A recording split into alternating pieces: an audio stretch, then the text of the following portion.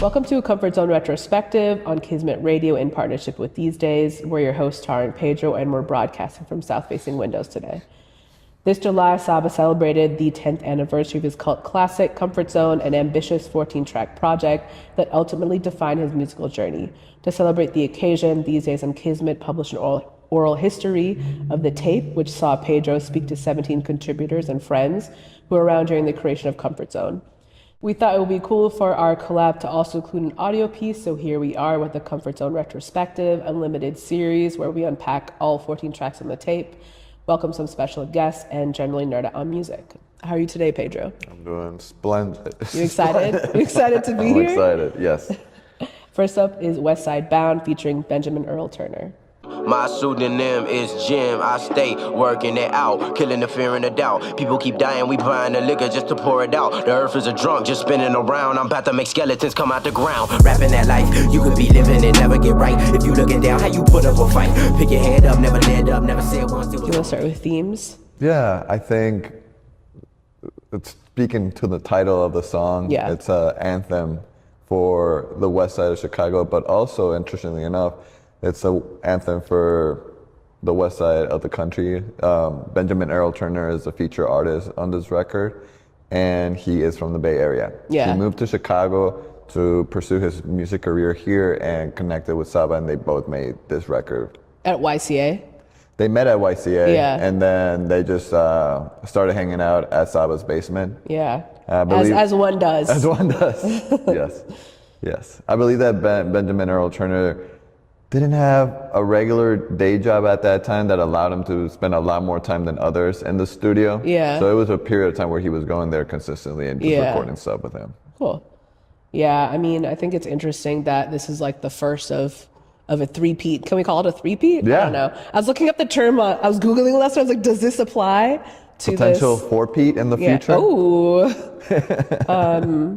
But yeah, I think it's interesting that I think you and I were discussing earlier that it was unintentional that this would be a series, but Yeah, Benjamin kind of speaks to it that when they made this record, they were not intended to do some big testament or like a statement with it. They were just part of their day-to-day recording a song.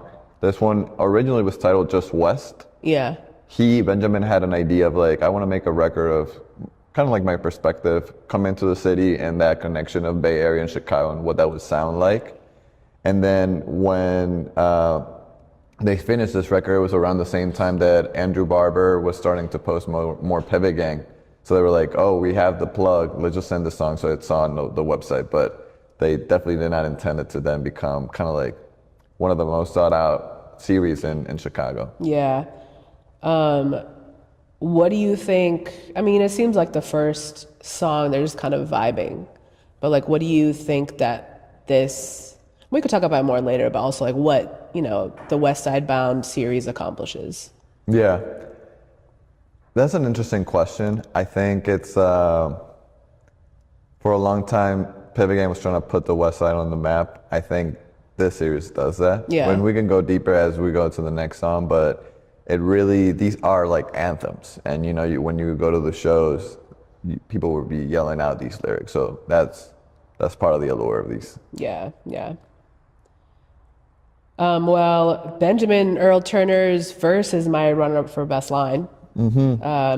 People keep dying, we keep buying liquor just to pour it out. The earth is a drunk just spinning around. I mean, that's just crazy Yeah. to think about the earth being drunk. He has a standout verse for sure. Yeah. Had you heard of Benjamin Earl Turner? Before that? Yeah, or was this like your first introduction to him? I think so. Okay. Yeah, I mean, I feel like since then he's touched a lot of Chicago records. Yeah. But perhaps this is a lot of people's introduction to him. Yeah. I think it was for me, and I was so impressed by the Yeah. record, and like that line is so good. Yeah, it's crazy. And then I thought it was interesting that Saba said it's his oldest song. So the first song he made for Comfort Zone. Yeah. And I don't even think that when he was making it, he was maybe thinking that it would land on Comfort Zone, but it just ended up working out. Because Yeah. later on, they made Westside Bound Part 2. Yeah. And I think it was like, oh, let's rename that first song that and put it on the track list. Because it's just going to be called West. Yes. Yeah. Yeah. That's how, or like it was released as West actually. Okay. And then months later, it was re-released as Westside Bound part 1, I guess. So it was a Lucy that they sent to Barber to post on Fake Shore. Yeah. And it's also, last episode we were talking a lot about how the records were more serious and like maybe a little less darker than Welcome Home and 401k. Yeah. But still very serious. I think in this kind of section of the album, he starts to be a little bit more focused on the sonics and a little less on trying to like deliver a serious message. Yeah. It's still gonna have very potent lyrics, but it's more about the beat hitting hard and like he has a really fun, rapidy rhyme scheme in here that's just more about like how can I continue it, and it creates a very fun listening experience. Yeah, and I think like when you think about Saba, you think about him being serious. Maybe not so much then because we didn't know him so well, but I think like I don't know, I think he's gotten this reputation of being a serious rapper, so it is like cool to see when he does play with something that's just a vibe or just like sonics rather than focusing so much. And like obviously the lyrics are still, I mean, there's still like things to unpack in what he says, but Yeah. And a little bit to that point, Benjamin Earl Turner in the Oral History talked about how Saba had a little bit of a Pharrellian type energy as a producer. Benjamin said that he didn't initially like his verse, and Saba had an idea of what it could become and just kept pushing for it. And it ended up delivering this record that, again, more heavy on the sonics. It's a spaced out feeling with some like drill type hi-hats. So it creates a dissonance that really fits both of their voices, but also, you can play it at home and enjoy it, or be at a concert and be moshing to it. Yeah, but I think that's like another overarching theme of the project is that like Saba pushes it to be more, right? Like, I forget, one of the earlier songs when Ken Ross was like, oh, he sent me the song back and it was so much better. Yeah. Or even, I think maybe it's a later song we talk about, but Joseph Chilliams is like, oh, he added something to this and it just became that much better, Yeah, it's one of Saba's biggest strengths, I think, and biggest as an artist, but also like character strengths. I think is maybe this record wasn't initially meant to be this big record, but he is so driven to just show up and tweak things and improve things and be obsessive over trying to make his vision happen. That has led to like records, later on becoming these big things. And here that also plays out in like having a vision for what he wanted this record to sound, even if it was just kind of like a throwaway initially. Yeah. Next up is Whip. Backing out the driveway, 100 on the highway, a youngin' on a joyride, and I'm hoping they don't find me. I know my mom will never find out if she isn't awake by now. I'ma whip it till it's light out. Shit, I just grab the keys like I'm out and about in the world. Squirrel. So for Whip, I know I've obsessively been talking about the car transportation theme, but I'll let you take it. I think as part of themes, this really underlines that whole his obsession with cars and like the topic as a whole throughout the project. The whole song is about him basically taking his mom's car late at night. Who hasn't done that shit? Yeah, late at night, just deciding to go for a little cruise, especially he was saying that it was around the time when he got his driver's license. So it was all this exciting, endless possibilities of you like being able to travel anywhere you wanted. And there's another record where it's more about the vibe, I would say, than like the actual lyrics and rapping. So it's a perfect cruising song, I think. Is that kind of where you like it? Like what gravitated you towards it? Yeah, I mean, I think that, I don't know, I think like it's more about the sonics. Like he does say in the oral history that it's more of he wanted to experiment with an R&B song to acknowledge his dad, Chandler. But then I think on the chorus, he like tries all these like ad libs, and when the whole album is so heavy, I think this brings like a little levity and you're just like, oh, 17 going 70 on the E-way, like, who hasn't done that shit? Yeah. Unless, I guess, you don't drive. But, you know, everybody else. But I mean, like, I don't know, I'm years past getting my license, but I remember that shit. Yeah. It's clear as day, you know? Yeah. And, like, I think that it doesn't matter where you're from if you're listening to that song and you're like, hell yeah, like, I remember that shit. Yeah, and I love a low stakes adventure like record. You know, it's like okay, that's a great way to put it. Yeah. But it could be high stakes. I don't know. Yeah, exactly. I mean, he said he's going 100 miles per hour. Like that seems like it's high stakes to me. He does be saying it pretty calmly. He's like, oh, but you're right. Yeah. He's doing a little speeding, you know. Yeah. But who isn't speeding on the E-way here? That's fair. He was just getting part of the city. Yeah. And you said something about the Sonics and the chorus. Ken Ross also said that this was his favorite song from the three that he produced on this record, and said it had a lot to do with the way that Saba wrote the chorus. Also, when Ken Ross produced this record, he was thinking of like, what would Erykah Badu like, you know? Yeah. And Saba added some drums and then added it to spin, but it still has that R&B neo-soul type of vibe to it, which if you hear Saba's catalog, there's like a lot of really great records that sound like that. I don't think we speak enough of like, not only as a lyricist, but also as providing those vibes. Yeah. Right. And just like the way he says whip, like he's just having fun, you know? Like, I don't know, I just think it's good to see him have fun too. Yeah. After all of the things we've learned about him. Yeah, that's what I meant with the low stakes. It's like, you know, I'm just gonna take my car out and I'm gonna enjoy the night. Yeah. My mom might yell at me if she catches me. And that's some kid shit. Yeah. You know, really returning to you know, the youthfulness of this project and the moments where he does feel like a kid again and can forget about the realities of where he lives. You know?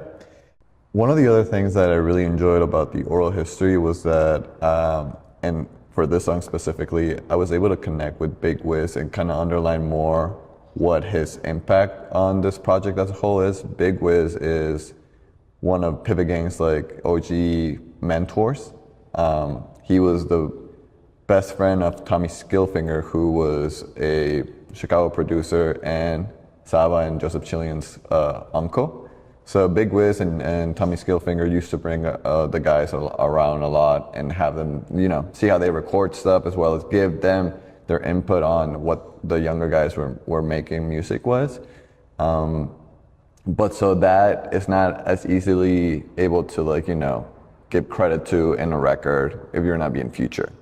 So a lot of his impact was intangible for Big Wiz specifically, except on Whip, he mentioned that he had shown Saba a few songs, and Saba from those songs was able to pick like a line or two that went into the record and Whip. And it's a cool nod, you know, to like the passing of, I guess, generation to generation, just music and the way that they conversate and stuff. And it was really cool. Yeah. It was cool to find out about his influence, which I didn't really know until, because obviously nothing says featuring Big Wiz. Yeah, exactly. And maybe if we had liner notes, it would be, you know, his name would be in there. My favorite part about the song is the callback to Butter. So in the oral history, Dam Dam said that they were on mushrooms while when they taped the music video for Butter. And Saba references that moment on Whip on the chorus. Are you down to trip? And I don't know. I just think it's fun. Yeah, it was one of those life experiences that directly impacted the project. Yeah. You know, and it's also, there's a funny story around that trip. It's and we'll talk about it in the next song, but it's when they're making their first trip out to California, and it's just like the crew of friends, right? Yeah. And I guess they did that drug trip, and at the end, Saba had like a flashbulb moment of "I need Chance" at the end of the song. That makes sense. And well, he was tripping, he was trying to get a hold of him. Yeah. Yeah. And it sounded like at least conversation started on a very high level, but it had me wondering like what would Chance sound in that whip song at the end. Yeah. That was like the true Chance. I don't know. Acid rap is like such a pure Chance sort of sound, you know? So Acid rap came out 2013. This came out 2014. So it's that perfect, era. Definitely the lineage of drug usage and sonically the lineage. I think he would have been fun on this song. Yeah, and something that we were talking to was how for the music video for Whip, at the end they make a little nod to Lupe Fiasco's Food and Liquor cover. Yeah. Which is one of Saba's favorite artists, and I think also for the director Jay Caves, it just meant a lot to him as well.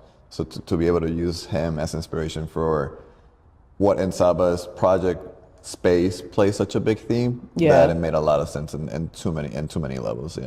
Yeah, those early full circle moments kind of feel like, I don't know, very pivotal for them. Especially because to that extent, they haven't met Lupe yet, and that's going to happen in the future. But at that moment, that's kind of like, oh, this is my step in that direction. Yeah, carrying on carrying the torch for the West Side, so. Yeah. That's Whip. Yeah. Next we'll hear Westside Bound too. West side, riding up, grinding so hard, I bet my father. Looking at his son like my nigga, you are to be the next one to make it. The shy is defined by the violence, lifeless, life's lost. I seem too lost, but never mind, ain't never. I'm on the grind, I never.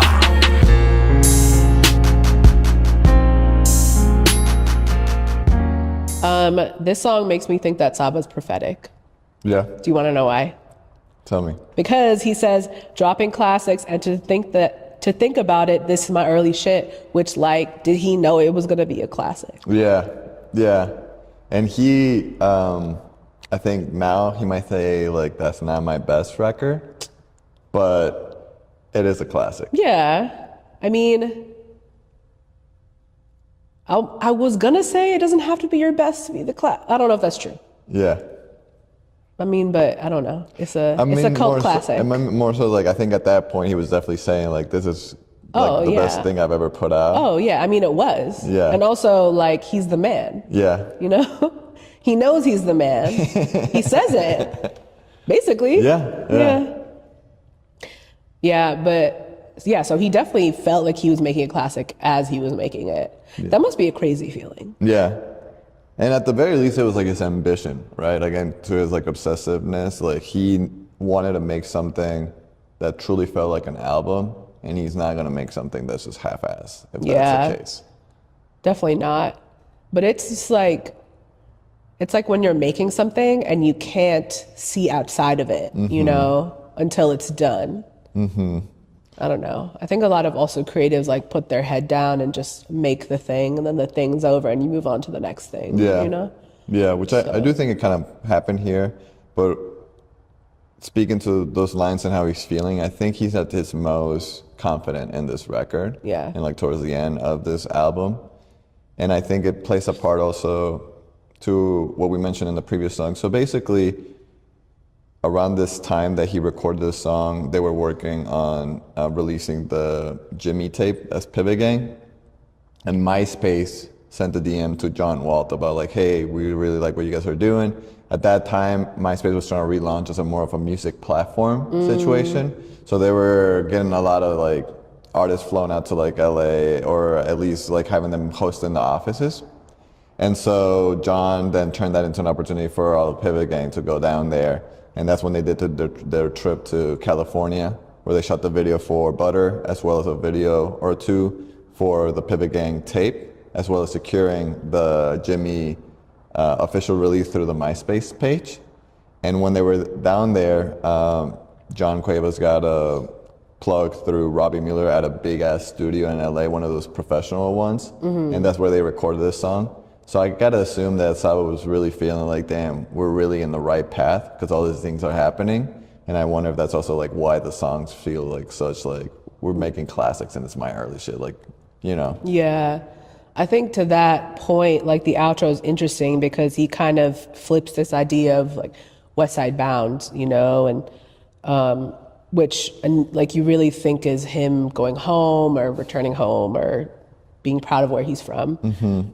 But I don't know, it's like something about it suggests that maybe he's bound for more than Chicago, especially when his dad says, his dad says, you are bound to be the next one to make it out, and then Saba moves to LA, so I just wonder, again, prophetic.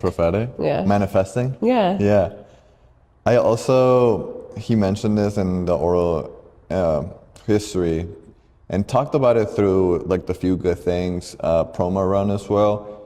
He finds it easier or more motivating to write about Chicago when he's outside of Chicago. So I think this is like the first instance that we get to see that perspective where when you go out of town, you start realizing that things are not just set in one way and the world looks different in different places, which makes you want to hone in more on the details of what home means to you. And this record, it's him. It's another anthem for the West Side, but a little bit more subdued, a little bit more thinking about the city and its details. Yeah. And it's interesting. I don't know how meaningful this is, but for the first Westside Bound to be this West Side, West Coast, and then he actually goes to the West Coast and records the second one, just, I don't know, proximity or spatially or regionally, like that's just interesting to think about. Yeah. Yeah. Yeah, and also in the first West Side, Benjamin Earl Turner does a reference to Little B, and then on this record, at the beginning, Saba makes reference to the Little B, fuck KD, this, and Little B is obviously from the Bay Area. So there's all these like connective tissues of the West Side Bound, as well as Little B. Saba was a huge Little B fan back then, so I think it allowed him some creative expression. Yeah. Again, these three songs that we just talked about in this episode are like less serious than the ones that we were discussing in previous episodes, but they still they're anchored in like some core truth about your love for your home or just doing like whipping around in the city and stuff like that. So even when he's more relaxed, less serious, there's still a lot of like very essential truths to it. Yeah. I think like the through line is still there of these are the things I'm really dealing with, but he balances it well with the youthfulness of the project. Yeah, and just finally on this record, John Cuevas was talking about when they were in the studio, the whole crew was there and they were just letting Saba work with the producer, Buddha Shampoo, late at night trying to make something happen, and everybody was kind of playing their part. Like Dan was taking videos behind the scenes. John was just there as a hype man for Saba, like, yo, like what you're recording is great. And it's a really, I think early on in his career, it's like a validating moment, as well as just showcases exactly what like the energy for Pivot was at that time of like, and continues to be, right, like a camaraderie, a brotherhood, as like everybody has one goal, and like at that moment Saba needed to record that song, so they all went in on like, what is my role to like make that happen. Yeah. Cool. Well, thank y'all for tuning in to another episode of A Comfort Zone Retrospective with Kismet Radio and These Days. On the next episode, we'll dig into the last 4 songs on Saba's project, Marbles, Comfort Food, Tell You, and United Center. Till then.